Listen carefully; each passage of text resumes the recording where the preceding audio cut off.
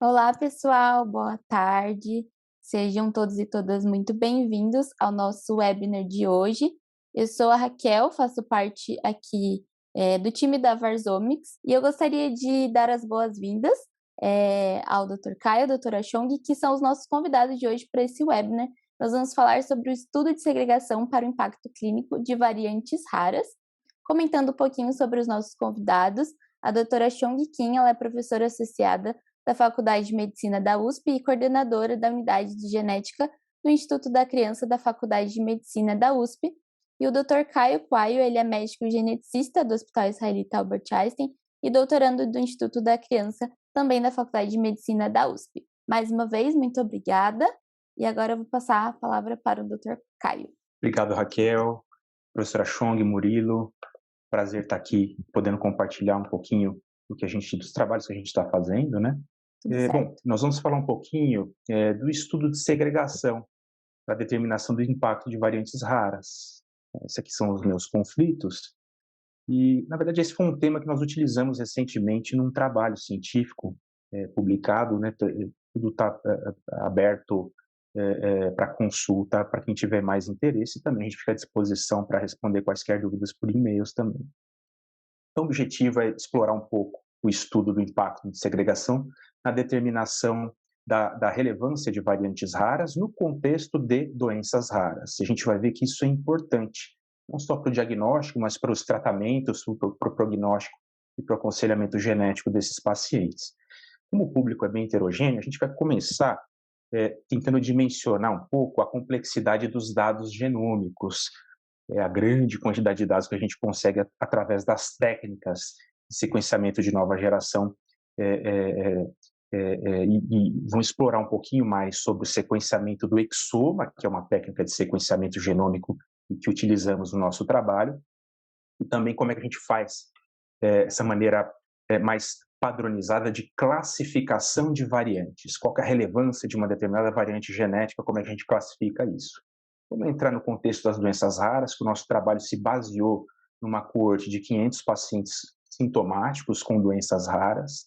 A gente vai entender como é que a investigação genômica pode impactar no diagnóstico. A gente vai exemplificar como que isso foi útil no diagnóstico de alguns pacientes e a gente vai entrar depois no cerne desse trabalho recente, que é como que a gente usou esse estudo de segregação de variantes para determinar e para conhecer variantes benignas e provavelmente benignas raras aqui do Brasil. Uma abordagem um pouco menos frequente na literatura. A gente não pode deixar de esquecer, né, que o nosso genoma, né, aqui tem um modelo tridimensional de como que o nosso DNA fica dentro de um núcleo celular. O nosso genoma constitui-se de uma repetição de 4 moléculas que a gente representa através das letras ATGC, né? Aqui a gente tem a foto do cariótipo, né, que é o nosso genoma aglutinado em cromossomos nessa fase de divisão celular chamada metáfase. Então a gente consegue estudar a estrutura através de testes citogenéticos mais tradicionais. E nos cromossomos, a gente tem grandes filamentos de DNA. E as técnicas de sequenciamento estudam justamente a sequência molecular dos nucleotídeos, né? E evidente que essa sequência, né, para nós, ela é traduzida, né, por algoritmos computacionais para uma sequência de computador, né? Então, a gente tem como avaliar essas variações moleculares complexas de uma maneira mais objetiva. E aqui, isso aqui é um artigo muito interessante, muito didático para as pessoas que não estão tão habituadas com as técnicas de sequenciamento do DNA, né? A gente tem aqui uma representação de um segmento do DNA, né? Essas porções aqui em roxo, rosa, elas são as regiões codificantes, os exons, e são intercaladas por regiões não codificantes, que podem ser introns, regiões intergênicas. E as técnicas de sequenciamento estudam sequências de determinados segmentos. Quando nós estudamos a sequência de todas as regiões codificantes do conjunto de exons do ser humano, nós estamos realizando o sequenciamento do exoma, né? Essa foi a técnica que nós utilizamos. E aqui a gente tem só um contraponto, né? Que é uma representação gráfica de como que a gente observa o sequenciamento mais tradicional, usando metodologia Sanger, né? Que é um eletroferograma, E aqui, como que um sequenciamento de nova geração, né, pode ser representado, né? Então, a gente tem a, a, a produção de milhões de sequências independentes de diversos segmentos genômicos que são alinhados num genoma referência, e a gente vê aqui essa representação. E fica mais fácil de ver como que a gente vê isso no dia a dia, né? Esse daqui é um visualizador de genoma, né? Isso aqui é uma ferramenta que a gente usa bastante, né? Aqui em cima, né, a gente tem a representação de um segmento do nosso genoma, e aqui embaixo a gente tem esse alinhamento, né, das sequências do exoma, né? A gente vê que essas regiões exônicas, né, que são representadas aqui por essas linhas mais espessas, elas são muito mais representadas do que as regiões não exônicas. Aqui só um contraponto genoma-exoma. E é evidente que essas metodologias revolucionaram a saúde, propiciaram o conhecimento de uma série de doenças, diagnósticos, enfim, um acesso a praticamente todas as especialidades a um diagnóstico mais preciso e, com isso, tratamento, segmento e uma série de outros benefícios para a saúde. Entretanto, esse tipo de metodologia também gera uma quantidade muito grande de dados. E nós precisamos de mecanismos, de técnicas, de estratégias para sistematizar essa análise, né? Por exemplo, quando qualquer indivíduo faz um sequenciamento de exoma, né, que nós utilizamos no nosso trabalho para estudar indivíduos com suspeita de doenças raras, cada um de nós, deles também, a gente tem de 20 mil a 50 mil variantes genéticas, né? Ou seja, diferenças do nosso DNA em relação ao DNA referência. E na genética, o que a gente faz? A gente mergulha nesse grande número de variações em busca, às vezes, de uma única ou de algumas poucas variantes genéticas que podem ter consequências para a saúde. E aí, nessa etapa, é importantíssimo a gente contar com soluções de inteligência artificial, né? E aí a participação da Varzomics nesse trabalho foi essencial, né? A gente não tem como analisar, em cada caso, 20 mil variantes. Então, a gente tem que ir atrás de variantes potencialmente relevantes. E, evidentemente, quando a gente, de cara, elimina variantes, às vezes com baixa qualidade, ou variantes que a gente pressupõe que não causam impacto relevante, e variantes em genes que, para aquele caso clínico, às vezes não tem tanto interesse, a gente, às vezes, sobra com um punhado, né, algumas variantes potencialmente causadoras daquele quadro do paciente, né? E, poxa, mas como é que a gente, frente a algumas variações genéticas, algumas variantes, como é que a gente separa o que é benigno daquilo que é patogênico, daquilo que causa doença, né?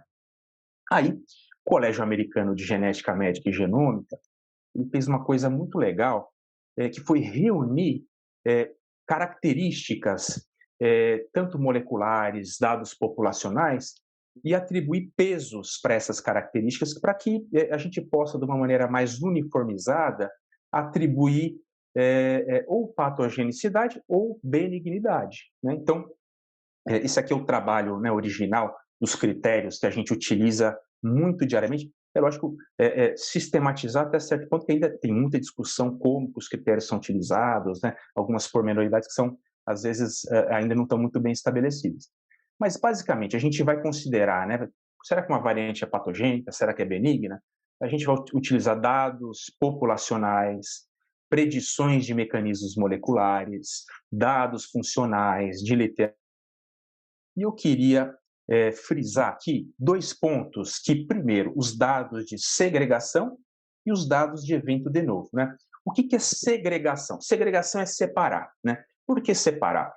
Porque, com exceção dos nossos cromossomos sexuais, cada autossomo, para cada gene, a gente tem dois alelos. Um que a gente recebe da mãe, o outro alelo que a gente recebe do pai. E na formação do gameta, um dos alelos é passado, né, separa-se e segrega de maneira independente. Então, evidentemente, se a gente tem um alelo que está no indivíduo com sintoma, ele foi herdado do indivíduo com sintoma, e assim por diante, isso é um dado de segregação que pode auxiliar no diagnóstico.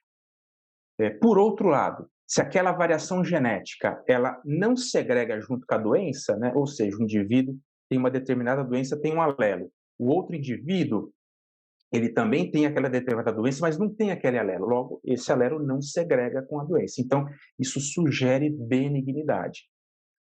Mas nem todas as variantes patogênicas, elas são herdadas dos genitores. Aliás, a maioria das variantes patogênicas, principalmente para doenças autossômicas dominantes, né? O que é doença autossômica dominante?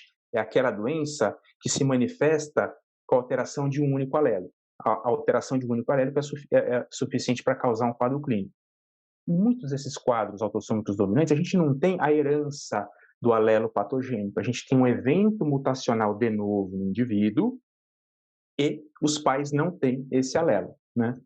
Esse evento mutacional, para nós da genética, é um evento importante que atribui patogenicidade. E no nosso trabalho, eu já vou até adiantar um pouquinho, para todos esses casos que a gente estudou, a gente tinha uma forte suspeita de uma doença dominante, decorrente de evento de novo, mas cuja alteração genética ela foi herdada de um genitor, o pai ou a mãe, assintomático. E aí esse é um fator que a gente considerou como sugestivo de benignidade, como uma alteração que a gente esperaria que fosse mutação de novo, foi herdada de um indivíduo assintomático. A gente vai voltar um pouquinho a falar sobre isso daqui a pouco. E lógico, conforme a gente vai avaliando mais e mais casos, a gente vai classificando mais e mais variantes, nós vamos aumentando o nosso conhecimento aqui das variantes patogênicas e provavelmente patogênicas, respectivamente aqui em vermelho e laranja. Também nós vamos conhecendo mais variantes benignas e provavelmente benignas, aqui em tons de azul. Só que, no entanto, o número de variantes cujo impacto ainda é desconhecido, ou seja, a gente não sabe se é variante benigna ou patogênica, sobe de uma maneira muito mais expressiva. Então, metodologias que nos auxiliem, né, a separar a variante patogênica de benigna, elas são muito bem-vindas, principalmente conforme essa complexidade e número de dados vai aumentando, né? Só falar rapidamente de doença rara. Doença rara, doença com baixíssima frequência populacional.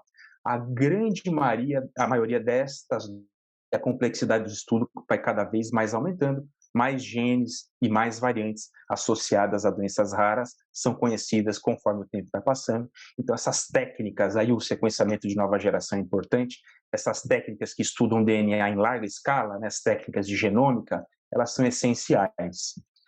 E agora eu vou apresentar a nossa coorte, né, em que o estudo foi baseado, que são justamente 500 pessoas com suspeitas de doenças raras de origem genética, né? Agora, o que elas apresentavam? Como é que são essas doenças raras aqui nessa coorte brasileira?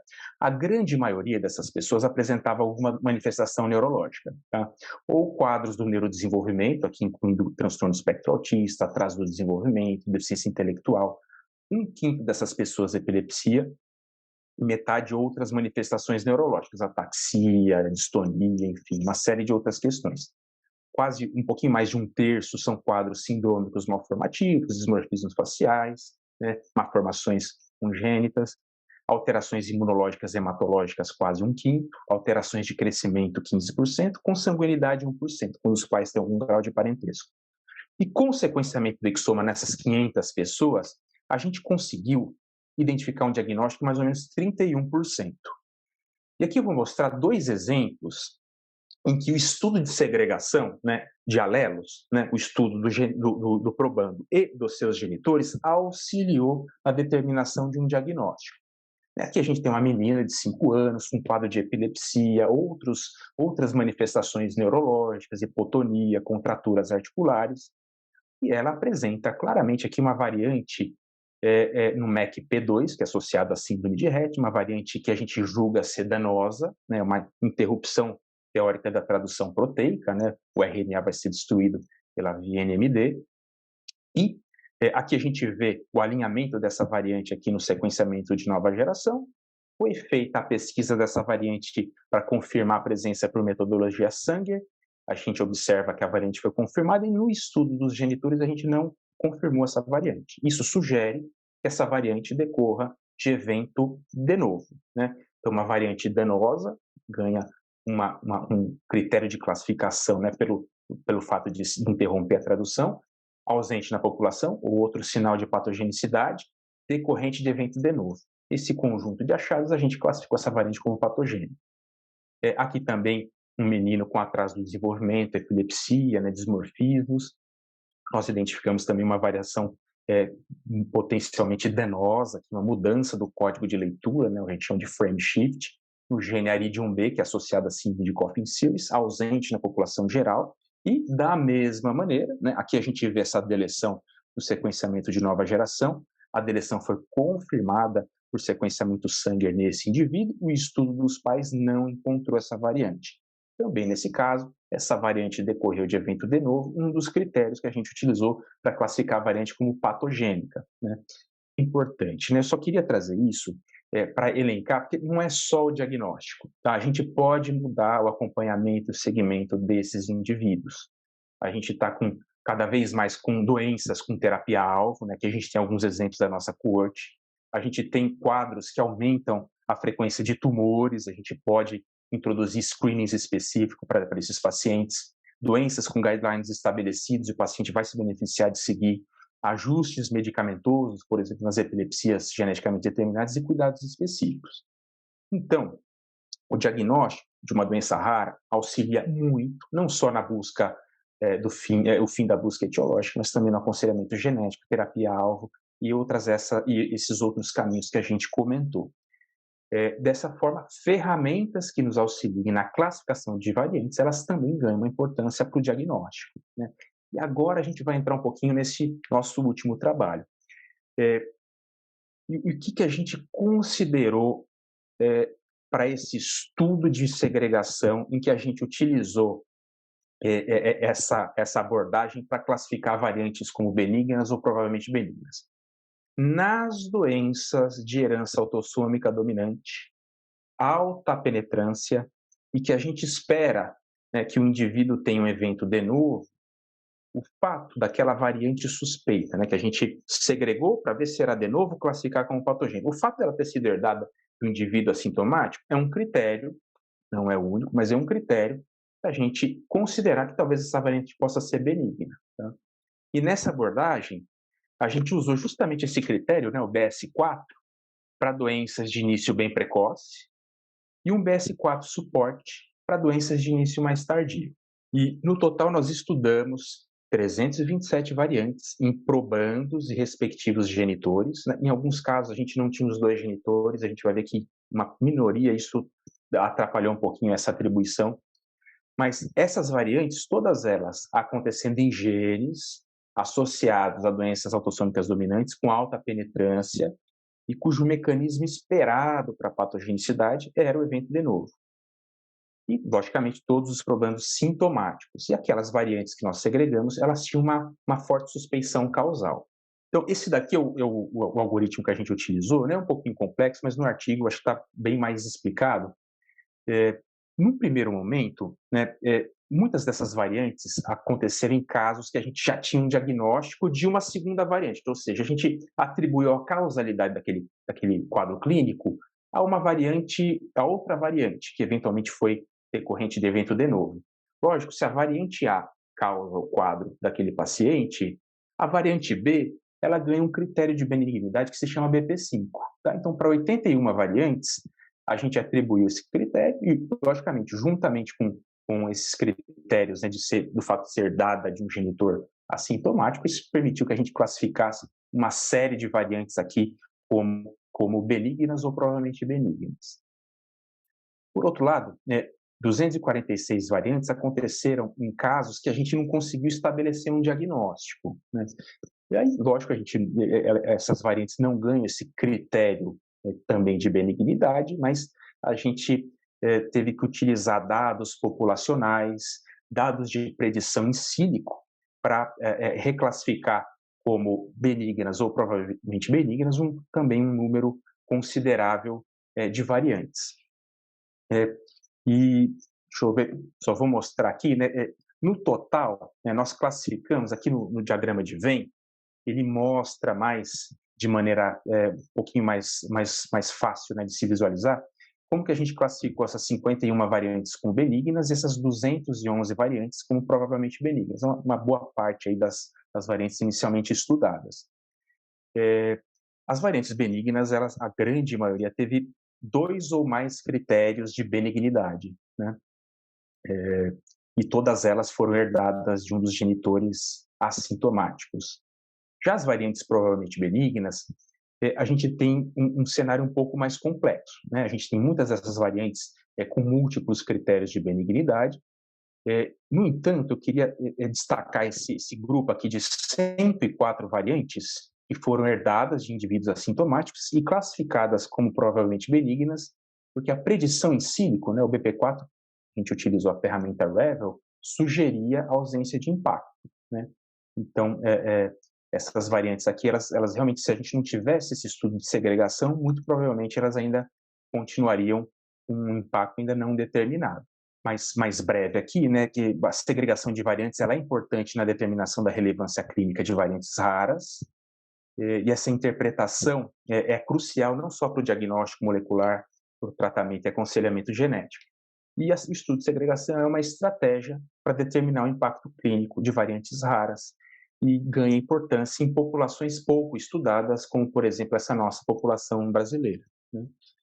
Agora, vou encerrar por aqui e abrir aqui a discussão. Excelente, muito obrigada, Dr. Caio. Vou aqui compartilhar a tela da professora Chong e a gente vai para a segunda parte agora, esse segundo momento. Então, a minha apresentação vai ser rápido, mas para aplicação dessa nova metodologia, né, de grande ferramenta, sequenciamento de exoma, o que traz para a parte clínica? E mesmo com exoma, se fosse 100% esclarecedor, seria uma maravilha. Mas eu vou exemplificar com casos clínicos que é difícil, mesmo com exoma, a diagnóstico e etiologia dessas doenças genéticas. Então, eu vou começar com o síndrome de Cornelia-de-Lange, que é muito rara, 1 para 30 mil nascidos vivos, mas no Brasil costuma não ter, né, estudos epidemiológicos. Então, o que chama a atenção dessas crianças são aspecto facial, né, bem chamativo. Além disso, um déficit de crescimento, anomalias de extremidades, né, faltando dedos, né, deficiência intelectual e distúrbio de comportamento. Seguinte, desculpe que pedindo isso. Então, antigamente, né? Aliás, até hoje, no Brasil, na grande maioria dos casos, é diagnóstico baseados em critérios clínicos, sugerido por Klein, 2018, que aqui mostra características principais são praticamente dismorfismo facial, que chama a atenção sinofre, ou sobrancelhas arqueadas grossas. Isso que é vamos ver, principal marco desse dismorfismo. Nariz curto, filtro longo, que eu vou te mostrar, outras fotos, lábio superior fino. Então, cada esses itens ganha 2 pontos cada um, e se vier alteração também de membros, que pode ter oligodactilia de mãos, ou então ausência, né, também, e a hérnia diafragmática. Esses são pontos cardinais. Mas, além disso, tem também atraso, deficiência intelectual, crescimento pré-natal, pós-natal atrasado, microcefalia também, desde o nascimento, após o nascimento, mãos pequenas e pés pequenos. E aí, Klein, ele sugeriu que tivesse maior ou igual 11 pontos, então, principais são dismorfismo. Sugeriria, então, fortemente, classicamente, essa síndrome de Cornelia-de-Lange. E menos do que isso, não clássico. Seguinte, então, você vê baseados em critérios clínicos. E nós sabemos que tem pelo menos, né, 6 genes já conhecidos responsáveis por Cornelia-de-Lange.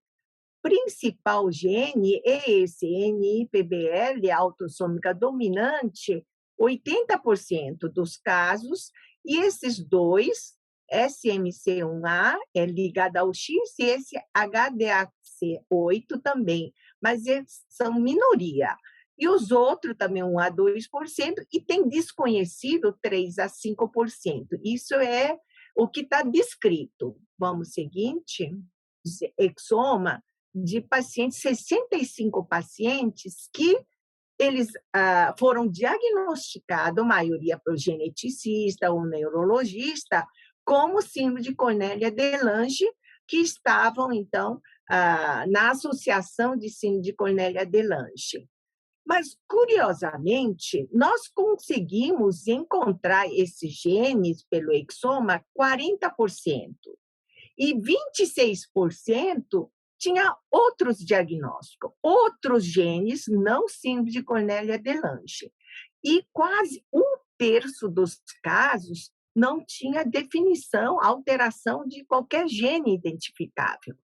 Aí isso me motivou que eu vou fazer mais estudo de maior número de casos, e, além do mais, sabemos que em torno de 10% a 15% pode não encontrar alteração de gene no sangue, DNA do sangue.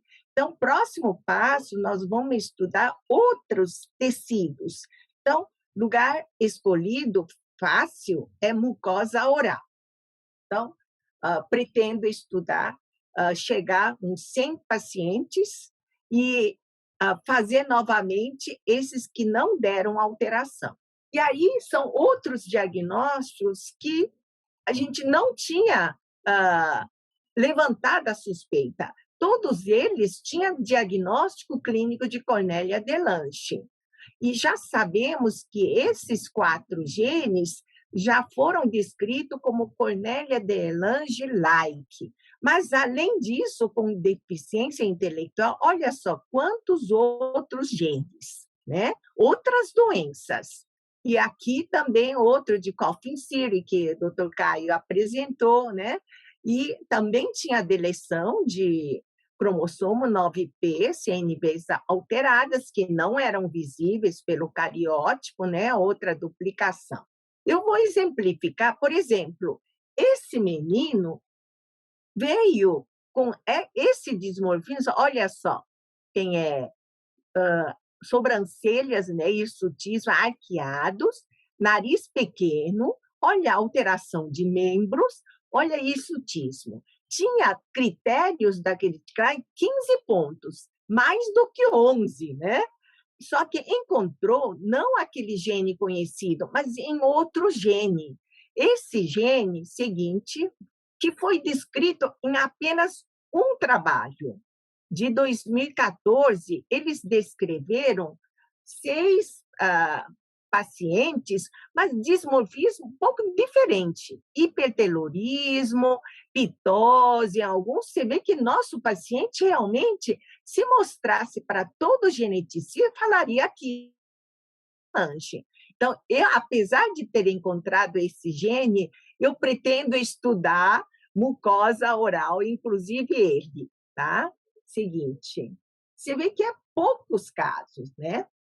Agora, a próxima apresentação é um casal, que essa mãe é descendente de japoneses e ele, brasileiro, vem de Curitiba. Tiveram 3 gestações, sendo que primeira gestação era pré-termo, 27 semanas, faleceu com 7 dias. E o segundo faleceu também com 1 dia, nasceu 30 semanas. Então, tudo foram prematuros, esse também de transição, pré-termo de 36 semanas. Essa paciente, esse último, é que a gente ficou com sobrevida mais prolongada. Mas, para esse casal não consanguíneo, não tinha nada na história familiar, foram 3 gestações, 3 afetados, com quadro igual, semelhante, com morte precoce. Agora, tem um detalhe do primeiro filho, quando morreu, na verdade, essa criança morreu com 7 dias, foi muito bem feita pelo neonatologista, mandar fazer necrópsia. E no fígado foi sugestivo de cialidose. Tá? E depois que essa mãe teve outro filho que morreu com 1 dia de vida, mal deu para fazer exploração, investigação, a mãe resolveu fazer, né, a mãe e o pai, exoma deles, né? da mãe e do pai, o que aconteceu? O pai deu essa variante, né? E a mãe não encontrou variante do mesmo, mas encontrou variante em outras doenças, distrofia muscular e surdez. Então, quando essa terceira criança nasceu, lá no HC, aqui ao nascimento, você vê que aqui face, sabe que geneticista olhando, criança com hidropsia, um pouco edemaciado, tinha ascite, e face porcelain face, então face grosseira, um pouco grotesco, olha só aqui, com 10 dias, e acabou morrendo com 67, 57 dias já com problema respiratório, nasceu também 36 semanas, 2,6 kg, África 4,99. E quando estava na gestação dessa última criança, último feto, fez exoma do líquido amniótico em laboratórios diferentes. Aí, esse é do feto, né? Terceiro filho. Daí, até foi solicitado por Dr. Guilherme revisão, né? Os dados brutos dos laboratórios, acabou, então, identificando a variante que não foi encontrada, né? Revendo, reanalisando, era esse paciente tinha uma variante na mãe e outra variante no pai. Tá? E da criança chegou a fazer cromatografia de urina, se há oligosacarídeos, perfil sugestivo de galactosialidose. Como a criança estava grave e tudo, acabou não colhendo sangue para enzima galactosialidose. Então, mas de qualquer maneira, exoma fetal foi muito importante e reanálise daquele exoma feito só dos progenitores antes de nascer essa criança, né?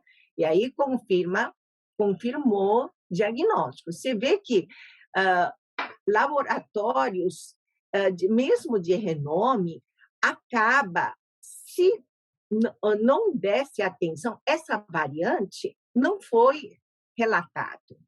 Só com reanálise, com discussão, de a gente insistir, pedir, aí que foi encontrado. E o diagnóstico de galactosialidose. Agora, um outro casal muito jovem, não consanguíneo, também teve 3 gestações, com história de retardo de crescimento intrauterino e microcefalia, já visto na ultrassom fetal 6 meses. E essa criança, o que chamou a atenção é perímetro cefálico, 28,5 que a criança nasceu, aqui, 30, quase de termo, né, de transição, 37 semanas e 3 dias, com 2,280 kg, só que evoluiu com crises convulsivas de difícil controle, hipotonia e atraso de desenvolvimento. Tinha dificuldade alimentar, quadriplegia, morreu aos 3 anos. Aí a mãe teve segunda gestação, também microcefalia, só que quase perto de nascer a criança. Foi parto cesáreo de 38 semanas de termo, né? E nasceu também com um perímetro cefálico de 30 centímetros. Evoluiu com convulsão de difícil controle, apneia e atraso, quadriplegia, óbito aos 2 anos. E quando a terceira criança nasceu de termo, 39 semanas, com peso acima de 2,5 kg, perímetro cefálico 30. Então, todos nasceram com microcefalia acentuada. Óbito aos 3 meses, tinha dificuldade alimentar, apneia e espasmo. Então, a gente conseguiu colher dessa criança e pedir exoma. Aí chegou o resultado de exoma esclarecendo diagnóstico de deficiência de asparagina sintetase. Infelizmente, né, essa doença é terrível, caracterizada pela microcefalia muito grave e evolui exatamente como essas 3 crianças evoluíram, muito grave e morte precoce, e um casal com 3 filhos afetados.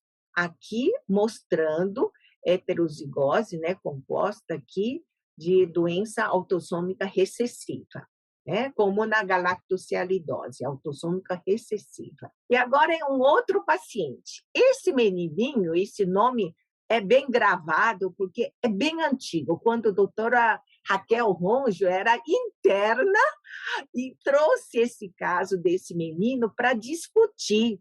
Então, a gente segue essa criança desde 11 meses de idade. E não era daqui do HC, era de Curitiba. Veio para cá, mudou para São Paulo. E essa é a foto que ele tem 25 anos. A gente fez várias hipóteses diagnósticas, discussão sem diagnóstico, para esclarecimento. No início, até pensamos que fosse anemia de Fanconi, e tinha dado teste de Deb positivo, mas só que foi falso positivo. Foi quando foi montado no HC aquele teste de Deb para anemia de Fanconi. Então, foi interpretação errônea. Então, eu quero dizer, errar é humano, laboratório, exame complementar pode dar, né, errado. E aí, o que é mais importante? Evolução clínica. Ele não teve nada de pancitopenia, plaquetopenia, né? Tinha microcefalia, atraso importante. Aí, com NGS, aos 25 anos, foi conseguido identificar esse gene. Esse gene, então, na literatura, só tem relato de 3 publicações apenas. Sem NGS, a gente não ia conseguir fazer esse diagnóstico. Cerebelo fácil, publicações, eram em torno de 3 famílias, 4, 5 famílias, e essa é a 6ª família. Aliás, nossa foi 5ª família, depois dessa teve uma outra. Mas é o único paciente adulto de 25 anos, conseguimos publicar, então, no American Journal em 2021. A mãe ficou muito feliz, porque essa criança, esse menino, ficou em segmento, né? E pegamos a amizade com essa mãe, ela ficou feliz, apesar de ter demorado tanto tempo, mas finalmente conseguimos, né, detectar a causa do problema dele. Então, eu quero finalizar que até o Dr. Hans Brunner, de holandês, geneticista, falou na abertura do Congresso Internacional em Kyoto que o doctor é good, mas exoma é better, quer dizer, exoma é melhor do que o médico. Mas eu friso, apesar de exoma e genoma, não pode esquecer da avaliação clínica com boa história e atenção ao que a mãe queixa, porque a chave da direção pode estar lá. Pode ser que não ajude, mas semelhança do quadro clínico da gestação anterior e atual, isso tem que alertar qualquer médico que pode ser uma doença genética. E mesmo que haja alteração no genótipo, você tem que correlacionar com o quadro clínico do paciente e dos seus pais. Não é só paciente, é toda a genealogia com os familiares suspeitos de ter a mesma doença. Então, importante estudo do propósito, porque assim, é comum encaminhar depois que a criança morreu. E cadê o material? Não tem.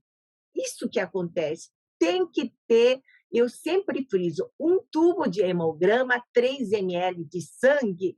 O segredo está nesse sangue. Não pode esquecer de colher o material. Mas acontece frequentemente, mesmo no hospital universitário. E necessita, de preferência, do paciente e sempre, se possível, incluir mãe e pai, o trio. Porque se achar na criança, tem que ver se é de novo ou não, se é autossômica dominante, se a mãe ou o pai tem aquela variante, que dito como benigno, não é bem benigno. Então, tudo isso correlacional com o quadro clínico. Estamos num momento de era de erupção de dados de variantes como o Caio disse, é interpretação dessa variante, se é patogênica ou não patogênica, ou é benigno e é desconhecido, isso é fundamental para interpretação e pedir reanálise do exame molecular. Por exemplo, daquele caso de 20 pacientes que não tinha encontrado alteração do gene pelo exoma de Cornelia-de-Lange, fez uma outra técnica de RNA sequencing, conseguiu encontrar mais 4 variantes no próprio gene de NIPBL, que é mais frequente. Então, a tecnologia veio e está cada vez melhor, né? Vai melhorar com mais conhecimento. Então, dito antigamente como benigna, passa a ser não mais benigna. E aquele patogênica, às vezes, não é patogênica.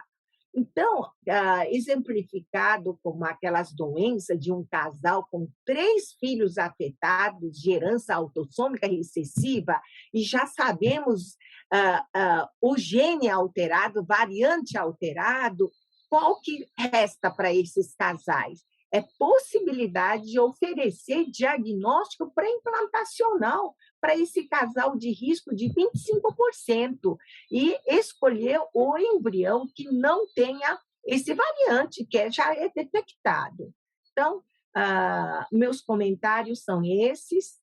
Seguinte, agradeço muito e tem meu e-mail, acho que é aquele na último slide, se alguém quiser comunicar comigo. Obrigada. Aqui, ó, só passando o e-mail da doutora Chong, para quem quiser anotar. Muito obrigada mais uma vez. Agora vamos abrir para o momento de respostas, né, das perguntas. Murilo, eu vou começar primeiro com as perguntas que vieram aqui no chat. Eu vou ler aqui e daí depois a gente abre para outras. A primeira pergunta que veio é do Gustavo Oliveira. Ele pergunta assim: é possível distinguir variantes de novo oriundas de mutações na gametogênese versus em estágios iniciais da embriogênese? Poxa, obrigado pela pergunta. Uma pergunta difícil, viu?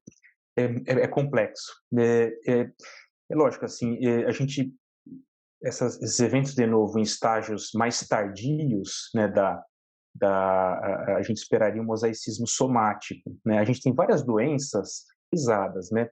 Doença de Proteus é uma delas, né, professora? Mutação somática de ganho de função com hipercrescimento, neurofibromatose segmentar.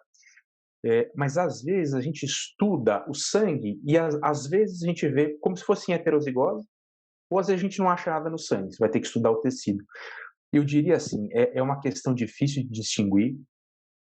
Uma das saídas é estudar outros tecidos, mas a gente está, isso principalmente em câncer, né, cada vez vendo alterações somáticas de desenvolvimento embrionário, né, e associadas a doenças, mas é bem complexo essa diferenciação.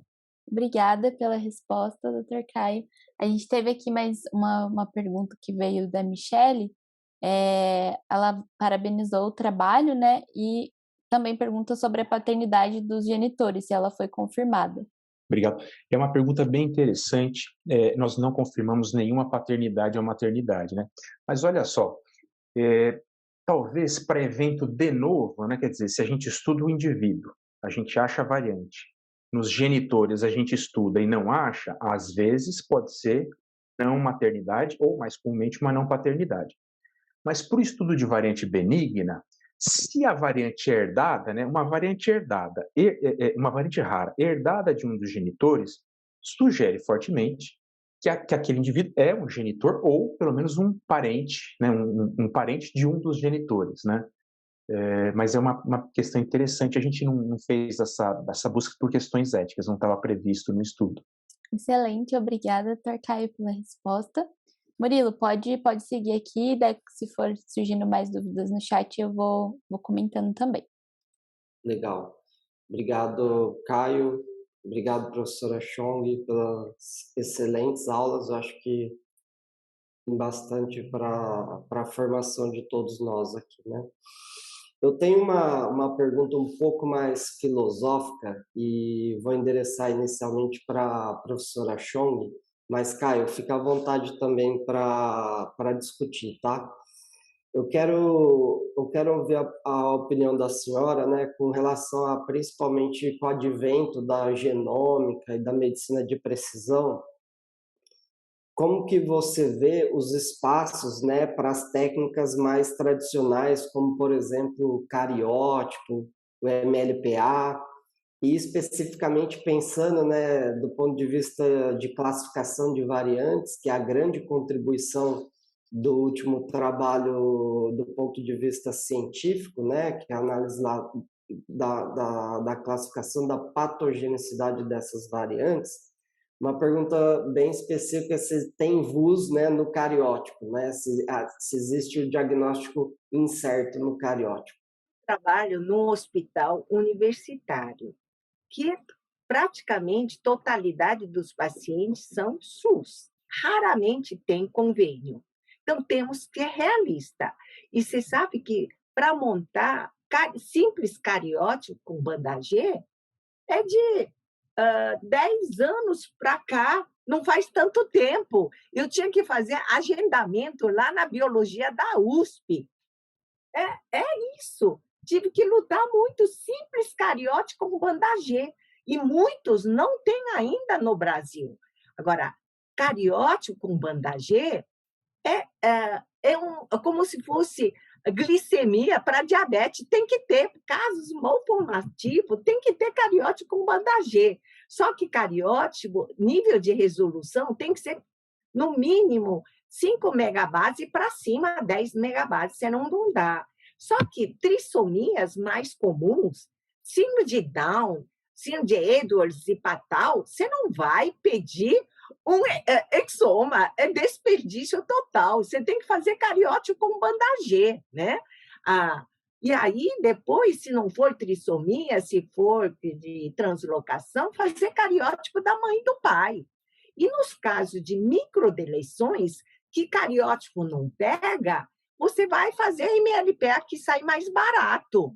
Então, custo-benefício, na verdade, não dá, né? Array, aqui no países do primeiro mundo, há mais de 10 anos, eles já fazem array, mas nós temos que ser pé no chão, fazer cariótipo, e depois, se vier um caso típico de síndrome de Williams, ou suspeita de deleção 22, você vai fazer MLPA ou Fischer, mas MLPA acho que é mais barato e é mais vantajoso, porque MLPA, dependendo do kit, você pode pegar microdeleções mais comuns, tá? E não, que maioria, inversão, pode ser herdada da mãe e do pai, normal, né? Ou translocação, também equilibrada, só que antigamente pensou que fosse equilibrada, mas o paciente tem algo a mais. Aí você tem que fazer array, né? Então, nós temos que pensar custo-benefício. E exoma que eu estou fazendo é de interesse científico, são projetos de pesquisa, né? Eu não posso pedir exoma, não tem. No SUS, o único exame que inclui é cariótipo com banda G. Não temos outros exames. E nosso centro HC não é considerado centro de referência para a doença SARA. Não é minha vontade, eu quero ser, que eu consigo. Depende do nível lá superior de administrador, acha que se tornar centro de referência vai quebrar o hospital com medicamento de alto custo. Essa é a preocupação. Então, tem que usar bom senso e ser realista, né? Então, síndrome de Down, não vamos gastar à toa o dinheiro tanto. Só que em casos fortemente suspeita que seja alguma doença monogênica, né? Aí você tem que fazer exoma. E, infelizmente, exoma positividade varia muito, de 25 a 45, não é muito raro ser mais do que 50%, né, infelizmente, mas é uma ferramenta muito útil. E o problema é quando vem perguntar o que significa, né? Vem outros médicos da outras especialidades, pedem, só que não sabem interpretar, mesmo com laudo explicando. Então, é essa, né, que tecnologia está avançando, a gente tem que acompanhar. E o genoma está vindo, né, do Einstein, que mesmo que não encontrou no exoma, está encontrando no genoma. Então, são ferramentas muito úteis, só que ainda deixa muitas perguntas. Então, tem que aumentar o número de variantes brasileiras, que ainda é muito pouco. E aqui a gente tem pouco dinheiro, né? Graças ao de vocês, está tendo o genoma do Brasil, né? Vocês fizeram quase 7.000, 8.000 genomas, né? Porque sem dinheiro de verba, eu estou com um projeto temático, mas não dá para fazer tudo isso em muito grande. Eu tenho que limitar o número de pesquisa, né? De pacientes para pesquisa. Perfeito. Muito obrigado pela contribuição. Nessa linha, né, acho que um outro ponto aqui que eu queria colocar para discussão, e já aproveito junto com uma outra questão. E aí, Caio, eu vou endereçar primeiro para você e depois também, se a professora Chong quiser contribuir, fica à vontade, tá? A gente sabe um pouco das regras, né, da CMG e os esforços na padrão guidelines para pelo menos aumentar ou criar realmente um algoritmo que a gente possa sempre utilizar esse algoritmo para a classificação de variantes germinativas. E aí, dado a abordagem, né, que a gente utilizou no paper e a CMG também coloca como guia, eu queria que você abordasse um pouco a questão assim, o quão válido esse tipo de classificação é válido para o câncer, né? Pensando nas oncologias e já, se possível, fazer um paralelo um pouquinho com essa questão que a professora Chong trouxe, da dificuldade que é realmente a gente aqui no Brasil conseguir incentivos, né, do ponto de vista de financiamento, principalmente para linhas de pesquisa e hospitais públicos, para ampliar o diagnóstico utilizando uma metodologia molecular. Obrigado pela pergunta, Murilo. Para o câncer é um cenário um pouco mais complexo, né? Acho que a gente tem duas questões importantes. Primeiro, o câncer, né, ele decorre, o câncer monogênico, hereditário, autossômico dominante, decorre geralmente de variantes com penetrância incompleta. Então, esse modelo que a gente utilizou, ele não, teoricamente, muito, acho que não se aplica para essa questão de doenças dominantes com penetrância incompleta. E no câncer a gente tem um outro fator de confusão que chama-se fenocópia, né? Porque às vezes a gente tem eventos de câncer na família esporádicos, que não necessariamente a gente tenha uma variante herdada, mas que às vezes pode atrapalhar esse raciocínio de segregação. Então, eu acho que com muitíssima cautela, eu acho que não vale esse modelo que a gente propôs. Nosso modelo é autossômico dominante, com penetrância alta, né, quase penetrância completa, que a gente espera evento de novo. O acesso é difícil, eu compartilho todos os pontos que a professora levantou. E você sabe que, voltando um pouquinho no cariótipo, às vezes a gente encontra avulsos, viu, Murilo? No cariótipo, um adicional, um pedaço de DNA. E será que aquilo, se for eucromatina, às vezes a gente consegue definir pelo array. Se for heterocromatina, às vezes a gente vai ter que segregar os pais. Poxa, será que está herdando? Vem da mãe, vem do pai, vem da avó, não teve evento? É assim que a gente vai interpretar de uma maneira um pouquinho mais complexa, né? Legal. E eu acho que perguntaram aqui de câncer, genoma e exoma. Quem que foi aqui? Michele. A Michele, isso O que mesmo. vocês acham do uso do exoma ou genoma para estudos de cânceres hereditários? Olha, minha opinião pessoal, né? Eu acho que os painéis de gene de câncer, eles têm uma cobertura, né, vertical muito maior do que, por exemplo, o exoma, né, que tem uma cobertura menor por gene, e o genoma, que tem uma cobertura menor de todo o genoma. Quer dizer, eu acho que para eventos mais complexos, eu acho que a gente tem um enriquecimento de sequências nos painéis. Mas, olha, eu desconheço dado de literatura que corrobore a utilização, por exemplo, do genoma ao invés do exoma. Eu acho que a gente vai perder. Fazer um exoma para câncer hereditário em relação ao painel, a gente vai perder. Agora, genoma, será que a gente pega mais eventos, translocações da região não codificante, né, evento de promotor? E assim, eu desconheço o quanto que a gente conseguiria, né, de adicionar de diagnóstico frente ao custo bem mais elevado, né? Mas eu acho que câncer ainda é painel, na minha opinião, humilde opinião. Legal, Caio, obrigado. Tem mais uma questão aqui que ela já é um passo na sequência, né, das análises aí de exoma e genoma, que eu acho legal a discussão também, né? A Larissa colocou aqui a pergunta: vocês acham que a análise de RNA nesses casos que não apresentam alterações genéticas no exoma será o futuro para os diagnósticos das doenças raras, né? Eu acho que até vou acrescentar a palavra ali exoma e genoma, né? Porque eu acho que o Caio já até colocou que a gente pode ampliar para o genoma, né? Mas eu colocaria exoma barra genoma, tá, Caio? Eu acho que a professora até mostrou nessa corte de Cornélia, né, professora, alguns casos que o RNA sequence identificou alterações dentro do intro, né, que às vezes promovem a alteração sítio alternativo de splice, alguns mecanismos mais complexos. Eu acho que sim.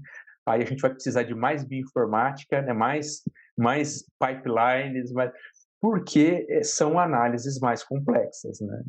Acho que cada vez a gente vai ganhando uma dimensão, a gente vai ter que cada vez mais uma união aí de transformar dado em informação, interpretação e aplicação, mas é uma alternativa, com certeza. E só uma questão também que surgiu aqui do Houston, né? Então, as alterações imunológicas da nossa coorte são muito variáveis. A gente tem lá no nosso artigo, esse é o outro artigo, né, original, são desde imunodeficiências a quadros pró-inflamatórios, até alterações mais complexas, mas a gente analisou isso como um grupo mais agregado ali de variações distintas. Legal. Eu vou endereçar mais uma para a professora Chong. Eu queria que você, se você pudesse, né, prever o futuro e nos desse uma dica de como você acredita, né, do teu ponto de vista, com a sua experiência clínica, como você acredita que a medicina de precisão vai estar daqui 10 anos do ponto de aplicação da... Hoje se fala muito, né, medicina de precisão, mas você mesma trouxe uma série de barreiras, seja desde da parte da avaliação clínica, da qualificação médica e também do acesso à tecnologia, né? Mas, assim, se a gente te desse uma bola de cristal aqui e pensasse fora da caixa, daqui 10 anos, como que você vê que a medicina de precisão vai estar do ponto de vista de aplicação? Avançou muito, né? Até uns... eu estou trabalhando há mais de 40 anos. Era tudo diagnóstico clínico, não tinha, máximo era cariótipo, olha lá, e depois suspeita de uma doença rara, eu mandava para fora para identificar o gene, mas tudo fora. Mas com NGS, quando eu fiz meu doutorado, não tinha sequenciador automático, não tinha isso. Eu fazia a deleção pelo SSCP, meu doutorado, e a colega Bia, da Paulista, fazia sobre Marfan, muitos exons. Então, estudar um gene de muitos exons era uma aventura grande, né? E não podia aumentar nem o número de famílias estudadas de tanto trabalho. Com o NGS, realmente revolucionou. E no Brasil, já está fazendo tudo aqui no Brasil. Ainda falta a parte funcional, modelo animal, isso falta. E está sendo exigido para publicação, né? Cada vez mais difícil. Não adianta identificar um gene novo na sua família. Você tem que juntar mais famílias com os outros, fazer funcional tudo isso. Então, a genética cresceu assim exponencialmente, o conhecimento, a tecnologia. E Brasil está podendo fazer muita coisa assim, mas, apesar de falta de verba. E essa de precisão individual, eu acho que tem que ser realista. Eu comparo no HC, até fazer exoma enquanto tiver um projetão de pesquisa. Quando não tem, eu tenho que ficar procurando. Eu até brinco, né? Eu sou pedinte assim, o mundo todo. E eu falo, mãe, não acho no Brasil quem faça, mas vou procurar fora. E próximo desafio, você sabe que daqui a 5 anos eu completo 75 anos e tenho que ir embora, compulsória, né? Mas ainda tem um gás, desafio, e alguém perguntou, né, de alteração somática, esse é meu desafio, na verdade, em doenças de hipercrescimento, síndrome de Proteus, essa de Klippel-Trenaunay, todas essas de malformação vascular, não é nada no sangue. Só que eu tenho que algum aluno que interesse, eu estou cativando uma R3 para estudar, e também tecnologia, aprender lá fora como é que funciona no centro e voltar a montar aqui uma coisa que não é feito no Brasil, canto nenhum. Tá? Mas minha intenção é essa, tentar fazer ainda antes de eu me aposentar. Isso, estou juntando dinheirinho para comprar kits e reagentes. Então, eu acho que para quem tem dinheiro, está vindo, já está realidade, né? Já tem genoma oferecendo a nível particular, eu sei que custa 17 mil. Essa é um nicho pequeno da sociedade que pode usufruir tudo isso de tecnologia. Por outro lado, eu estou numa lacuna grande do outro extremo, que é muito difícil. Eu estou lutando por esses pacientes SUS, mas, de qualquer maneira, avançou muito, sabe? E essa tecnologia veio para ficar e melhorar cada vez mais a interpretação. E tecnologia vem, assim, aprimorando mais. Então, eu acho fantástico agora, sabe? Estamos numa época de ebulição de novas tecnologias, novos conhecimentos, e pensei, será que geneticista clínico vai passar fome agora? Mas não, todos esses residentes, o Caio foi segundo esse residente, está todo mundo bem empregado na interpretação de laudo de exoma e genoma. Então, veio para ficar, eu acho que vai crescer muito ainda. Legal, muito obrigado. Caio, imagina que você está no ano de 2032, como que você vê essa medicina de precisão? Qual que é a tua visão do futuro? Você aí como aluno da professora. Eu acho que vai ser uma volta ao passado, né? Uma volta onde a gente tratava o paciente e não a doença. Eu acho que teve uma questão mais de mecanização e tratar não a doença. Né? Hipertensão, trata assim. Diabetes, trata assim. Talvez a gente vai começar a individualizar melhor, né? Com a farmacogenômica, né? Com terapias-alvo. Poxa, esse indivíduo talvez se beneficie de tal medicamento. Não, o outro tem uma mesma doença, mas talvez o caminho seja pelo medicamento B. Eu acho que isso é muito a base mesmo, né? A medicina surgiu no leito da pessoa, do doente, né? E a gente vai começar, acho que talvez, a voltar, né? A gente brinca, lógico, a medicina baseada em evidência, né? Quer dizer, você vai usar evidência de um grupo grande de pacientes para tratar, mas talvez a gente volte para a evidência baseada em medicina, né? O indivíduo vai melhorar e aí eu vou criar. Enfim, eu acho que uma mescla aí de passado e futuro, tá? Mas é muito promissor. Muito obrigado. Pessoal, eu vou agradecer. A Raquel vai ler um depoimento que algumas pessoas mandaram para a gente aqui no chat, e aí depois a gente pode encerrar. De antemão, eu já agradeço a participação de todos que se juntaram conosco aqui no webinar, especificamente a Raquel por ter também conduzido o webinar, a professora Chong e o Dr. Caio pelas brilhantes contribuições, tá? Muito obrigado. Raquel, por favor. Muito obrigada mais uma vez, pessoal. A gente chegou aqui até ter 70 pessoas assistindo aqui com a gente. Obrigada a vocês que ficaram aqui até o final. E para finalizar, só quero ler o depoimento. No começo a gente estava comentando que o nosso público é um público bem diverso e realmente esse é o nosso objetivo, né? Fazer com que esses assuntos se tornem mais acessíveis para cada vez mais pessoas.